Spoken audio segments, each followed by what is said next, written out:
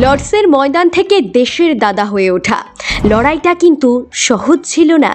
আজ অনেকের আদর্শ তিনি। মহারাজের হাত ধরেই ভারতীয় ক্রিকেটে এসেছে বেশ কিছু যুগান্তকারী পরিবর্তন। ক্রিকেট আমার কাছে শুধু একটা খেলা নয়, এটা আমার জীবন।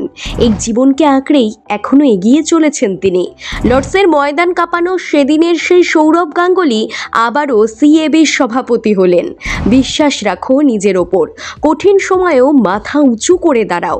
দাদার এই উক্তি যেন বহু তরুণ সমাজের মনে সাহস যোগায়। রাজ্য ক্রিকেট নিয়ামক সংস্থার শীর্ষ পদে ফিরেছেন মহারাজ।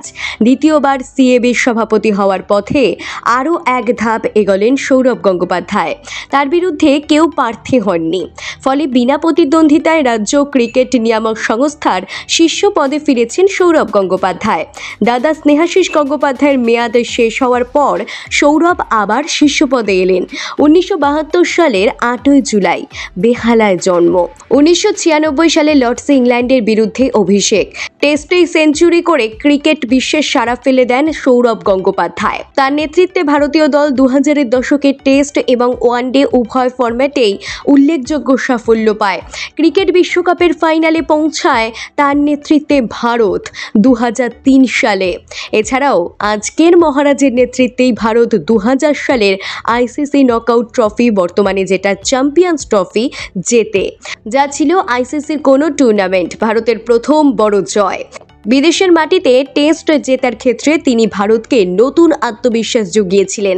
তার নেতৃত্বেই ভারত অস্ট্রেলিয়া, ইংল্যান্ড ও পাকিস্তানের মতো শক্তিশালী দলগুলোর বিরুদ্ধে তাদের ঘরের মাঠে টেস্ট সিরিজ জেতে। এবার বঙ্গ ক্রিকেটে দ্বিতীয় ইনিংস শুরু করলেন মহারাজ। গত কয়েক মাস ধরেই সিএবি নির্বাচনে পারদ চড়ছিল। রবিবার মনোনয়ন জমা দেওয়ার পর দাদা বলেন, সিএবিতে কোনো বিরোধী নেই। মহারাজের এই পদক্ষেপেই সিএবিতে ধোপে টিকল না বিরোধীরা। নিজে এলেন শুধু নয়, পছন্দের প্যানেল তৈরি করে বসলেন মসনদে। আগামী এক বছরে বেশ কিছু আন্তর্জাতিক ম্যাচ রয়েছে ইডেনে। টি-20 বিশ্বকাপ তার মধ্যে অন্যতম উল্লেখযোগ্য। অ্যাপেক্স কাউন্সিলে এলেন সৌমেন্দু চট্টোপাধ্যায় আর সুরজিৎ লাহিড়ী, মহারাজের দুই অন্যতম বিশ্বস্ত সৈনিক। দাদা বরাবরই নিজের কোর টিমে বিশ্বাসী। পছন্দের প্যানেলে বেছে নিলেন সৌমেন্দু সুরজিৎকে। কোষাধ্যক্ষ পদে এলেন বাংলার প্রাক্তন ক্রিকেটার সঞ্জয় দাস। বাল্যবন্ধু ও দীর্ঘদিনের সহযোদ্ধার ওপরে আস্থা রাখলেন মহারাজ। যুগ্ম সচিব মদন মোহন ঘোষ বঙ্গ ক্রিকেটের অতি পরিচিত মুখ। এছাড়া বাকি সদস্য বিবেক লোহিয়া, গৌতম গোস্বামী, রবি টোডি, আশিস চক্রবর্তী, কৌশিক মুখোপাধ্যায়, সব মিলিয়ে বিশ্বস্ত পাকা টিম তৈরি করেছেন সৌরভ গঙ্গোপাধ্যায়, তা বলাই বাহুল্য। ব্যুরো রিপোর্ট, প্রথম বাংলা।